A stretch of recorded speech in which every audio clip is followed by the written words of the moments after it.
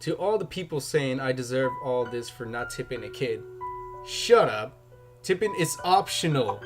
If I had dined or dashed or something like that, the fine, but terrorizing me and my friends for not giving you a tip is beyond insane.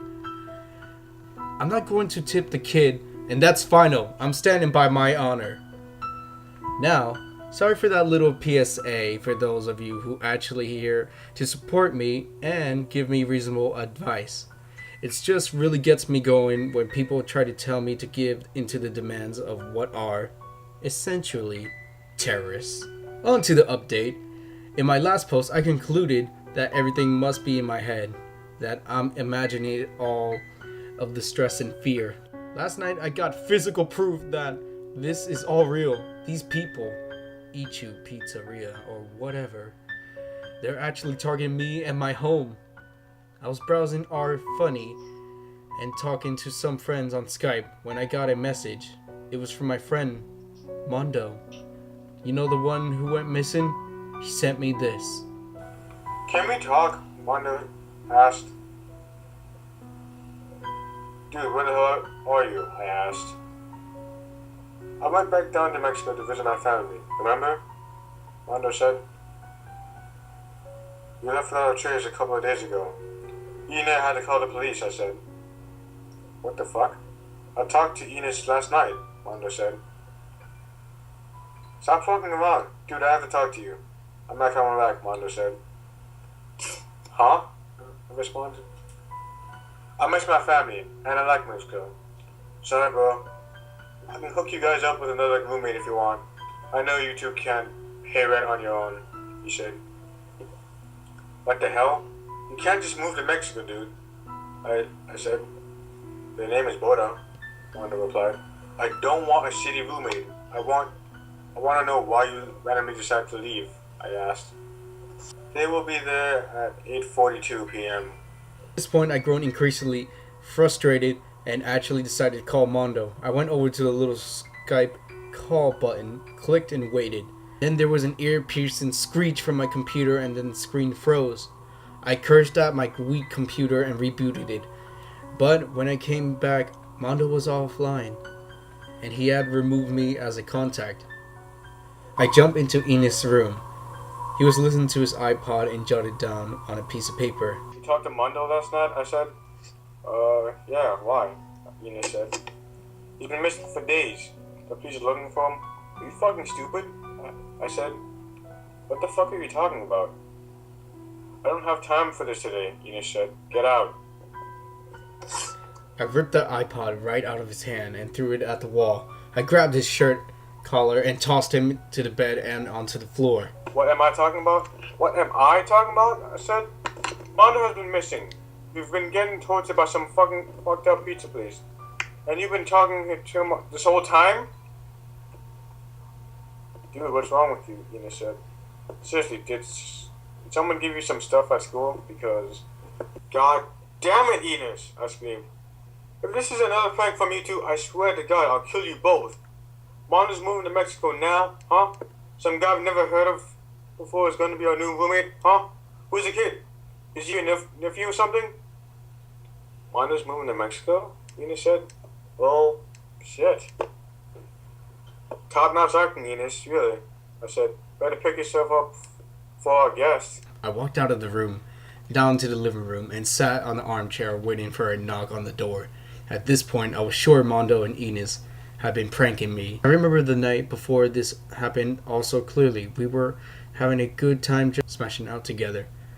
No one was going to Mexico. Ines has been worried about Mondo before, and now all of a sudden he knew he was in Mexico? And all this weird stuff happening? Mondo and Ines like to joke around and have fun with me, but this time it was too far. This time, I'd get my revenge. The doorbell rang, and I immediately pulled it open. Standing there was a girl with long, shining, bright locks and the most beautiful smile I ever seen. Hi, I'm Bonnet, she said. She was carrying a rather overstuffed green backpack. I'm Nick, I said. I wasn't expecting you to be, I'll take your bag. She handed me her bag, and I told her to wait down for Ines, and I could take the bag to her room. I bolted up the stairs and sat the bag down on Mondo's bed. I zipped it open and furiously rummaged through it, looking for anything suspicious or anything I could use to get back at Mondo and Enos. Nothing but makeup, clothing, and tampons. I mean, she had brought absolutely nothing else. I zipped up the bag and headed back downstairs. Where's Enos? Yes. He fell asleep, I think. I said. So Amanda's room still has all of his stuff in it. Oh, that's fine. He told me to mail all of his stuff back to Mexico, he said. Oh, really? I said. Listen, I know this is all a joke, so can you just drop the act? Huh? I mocked. You know that. I know Mondo and Enos are playing a joke on me. I have to admit, you're a better actor than either of them, though. If you wanted to go up to my room right now and give me some acting lessons, I'll be totally okay with that. No thanks, she said. I'm not sure what you're talking about. I'm pretty tired, so I guess we can talk tomorrow. I don't think so. I pinned her to the wall. What's the fuss? Of course, I would never actually do anything to hurt a girl, but I knew Enos had to have been listening at the top of the stairs with Mondo on speakerphone. It was reverse pranking them, ruining their prank by pretending to do something to get their friend. Get off me, you creep! She pushed me off and I slammed against the wall. As she walked past me, I pulled my hand back and slapped her right on her ass. What the hell? She yelled. I was smiling as she turned around. The smile disappeared as I felt my eyes sting. She was spraying Mason right in my face. I screamed and covered my eyes as my knees hit the ground. What the fuck, you crazy bitch? I screamed. I'm crazy? Enos came running down the stairs. Holy shit, what happened? Who's this? He said. I'm Bonnet. She extended her arm to him and shook his hand. And I'm really sorry, but I'm gonna have to go. I can't live here with this creeper. My eyes. My fucking eyes. Was all I would say. You know when you accidentally get a bit of spicy pepper in your eyes? Imagine that times 100. I wiped the tears from my eyes, but it continued like a billion needles stabbing. He pinned me against a wall and then slapped me on my butt, Bonnet said. I didn't know people like this were living here. Nick, what the fuck, dude? Enos said. Crank. You're fucking crank. I got you back. I said. Of course, Edie continued to play dumb. And he pulled Bonnet aside and said something to her. I was too busy with my branded eyeballs to really listen. Finally, Bonnet came back and put her hand on my shoulder. Hey, she said. I'm really sorry. Enos told me what's been going on. Maybe we can start over. I couldn't believe that they were going to just continue this stupid prank on me. I decided that if it was going to happen, I might as well just play along with it and let them have their fun. I couldn't go to sleep that night. I kept my eyes open and listened to every bump in the night. Listened to make sure that Mondo wasn't going to pop into my room and yell, "Surprise!" or anything like that. My phone is destroyed, so I can't get any calls anymore. I decided to go back on Reddit and see what could I browse around to keep me awake. Then I got a call from Mondo. The Skype ringtone just kept playing as I thought to myself whether I should answer or ignore. I reluctantly decided to answer. It was a video call. I kept my video off for my own reason. It was a video call. I kept my video off for my own reasons. I couldn't see anything from his side. It appears to be all black, but I could hear something, a faint noise. It sounded like whimpering. What do you say? Someone said. I couldn't make out the voice. It was so muffled and quiet. I reached for my headphones, popped them into the computer and onto my head. No. Nick? It was Mondo's voice. It sounded incredibly shaky. Just... But leave a tip. What else? The other voice said. It was soft and raspy. I didn't recognize it. You have to, Mondo said. No, fuck you. Nick, it's all a lie. A lie. The screen didn't change, but the audio cut out. My hands were trembling now, but I kept watching in utter silence. Then the camera began shaking. The pitch black faded in a single crack of light. Through the crack, I could see me, looking at the computer and sitting on my bed. I shot my head up at my bedroom door. It had been cracked open a little. I heard feet stomp down the hallway. I looked back at my screen to see the call had ended. Alright, Enos. This isn't funny. I darted into the hole and practically broke down my own door. End this stupid prank! I ran into Enos's room, but I wasn't expecting what I saw. Enos was in the corner of the room, backed up against the wall by some hulking black figure. Enos? I said. Figure, whatever it was, immediately turned around to look at me. It seemed to float right over to me and slash me across the chest.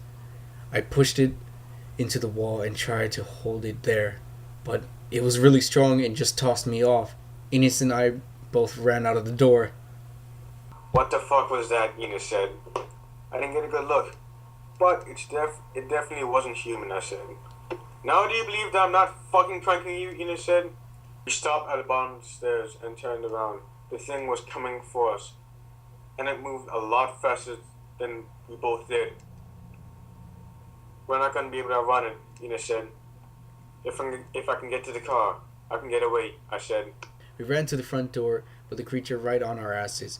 I opened the door first and then shut it behind me. I heard Enos scream, "No!" before I did it. I feel bad that I did it. I really did.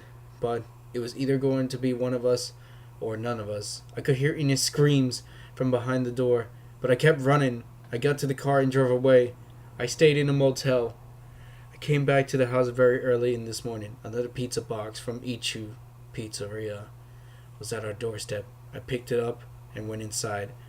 There wasn't any mess at all. I walked into the kitchen where Boda was sitting down drinking coffee. Pizza for breakfast? Cool, she said. I didn't say anything. I just put the pizza in the refrigerator. I wasn't looking in that box. Yeah. Well, you can have it, I said. I can't eat pizza. Gotta watch my figure, she said. You and Enos go. I wasn't with Enos, I said. Oh, really? I got up in the middle of the night and you two were gone. Figured you went to a party or something, she said. No, I had to, go to the hospital. My mom was in the car accident, I lied. Oh, I'm so sorry. Is she alright? She's fine. I have to go lie down. I walked back upstairs thinking to myself how elaborate their prank had become. They have found a way to make me believe there was some monster in the house last night. I thought of how they could have done it. All the costumes and maybe even drugs they put me on. As I took off my shirt, I noticed something. A slash across my chest where the monster had slashed me last night.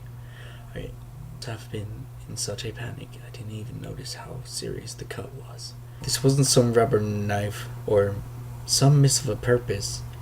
This was an actual slice down on my chest. I felt fine, but in that moment, I knew whatever was in the room last night wasn't a part of a prank. The thing was actually trying to kill me, and Enos was gone. I shut my door, and I did notice the word carved into the back of it. Tip.